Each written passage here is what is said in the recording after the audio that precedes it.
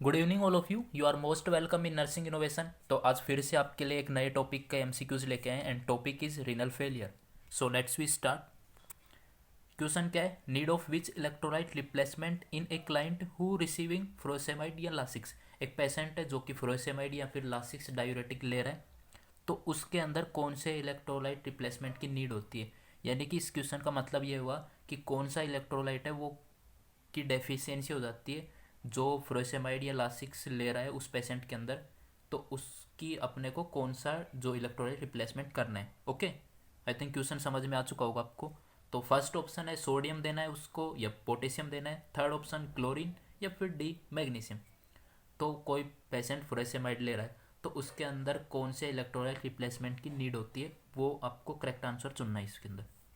सो अब देख लेते हैं इसका correct answer. And correct answer is option B, that is potassium. यानी कि कोई फ्रेसेमाइड ले रहा है तो उसके अंदर पोटेशियम जो इलेक्ट्रोलाइट होता है उसको रिप्लेसमेंट करने की ज़रूरत है। इसका सीधा सा मतलब क्या हुआ कि फ्रेसेमाइड क्या करती है, पोटेशियम के लेवल को डिक्रीज कर देती है। तो अब इसका रैशनल देख लेते हैं कि ये पोटेशियम के लेवल को किस टाइप से डिक्रीज करती है। Lasix causes hypokalemia because loop and thiazide diuretics increase sodium delivery to the distal segment of the distal tubules. This increase potassium loss. तो क्या होता है, जो लासिक्स होती है यानी कि लूप डायरेटिक और थाइजाइड डायरेटिक्स होती हैं, वो क्या करती है, सोडियम की डिलीवरी बढ़ा देती है डिस्टल ट्यूबल्स के अंदर, यानी कि जो नेफ्रॉन का डिस्टल ट्यूबल्स वाला पार्ट होता है वहाँ पे। इसका मतलब ये हुआ कि जीएफआर रेट के साथ साथ क्या करती है ये, जहाँ से फ्लूइड का फिल्ट्रेशन हो रहा है वहाँ से क्या करती है सोडियम के फिल्ट्रेशन को भी बढ़ा देती है, जिससे सोडियम ब्लड से कहाँ पे आ जाता है, डिस्टल ट्यूबल्स के अंदर आ जाता है। तो अब जैसे ही वो डिस्टल ट्यूबल्स के अंदर आएगा तो वो पोटेशियम को लॉस करवा देता है। अब वो पोटेशियम को ही लॉस क्यों करवा रहा है, because the increase in distal tubular sodium concentration stimulates the aldosterone sensitive sodium pump to increase sodium reabsorption in exchange for potassium and hydrogen ion.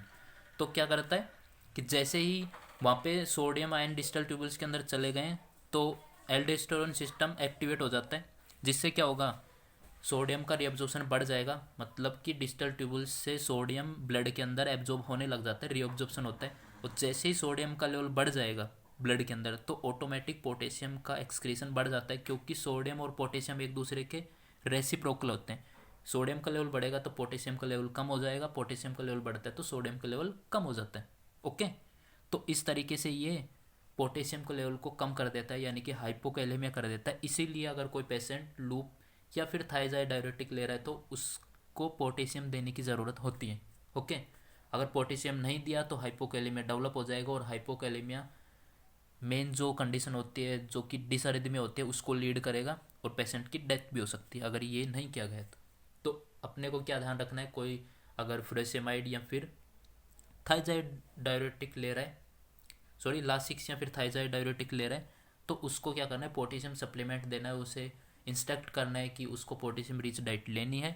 साथ में उसके पोटेशियम के लेवल को टाइम टू टाइम चेक करना है, कहीं hypokalemia develop नहीं हो रहा है। अगर बिल्कुल लो होता और ज़्यादा लो होता जा रहा है तो उसको एक्स्ट्रा सप्लीमेंट देना है पोटेशियम की। ओके, तो ये था रीनल फेलियर का एक एमसीक्यूज। ऐसे ही हमने रीनल फेलियर के 53 एमसीक्यूज बनाए, और हर एमसीक्यूज इसी तरीके से फैसिनेटिंग है, उनके रैशनल को अच्छी तरीके से एक्सप्लेन किया गया है, जिस तरीके से ये आपको समझाएगा इसी तरीके से। ओके, और जल्द से जल्द हम सोच रहे हैं कि सैंपल तैयार करें ताकि आपको सैंपल दिया जाए, ताकि आप देख पाएँ कि एक्चुअली में क्वेश्चन किस टाइप से बनने वाले हैं, किस टाइप से हम बना रहे हैं पूरी बुक को। और बुक बहुत जल्दी बनने वाली है। तब तक आप क्या करें, इस चैनल को सब्सक्राइब कर लें और जो बेल आइकन उसको प्रेस कर लें, ताकि आपको हर दिन अपडेटेड नोटिफिकेशन मिलते रहें। और जैसे ही हम सैंपल तैयार हो जाता है तो सैंपल का वीडियो डाल देंगे, आप तक पहुंच जाएगा। ओके, चलो फिर, तब तक के लिए wish you all the best and thanks for watching.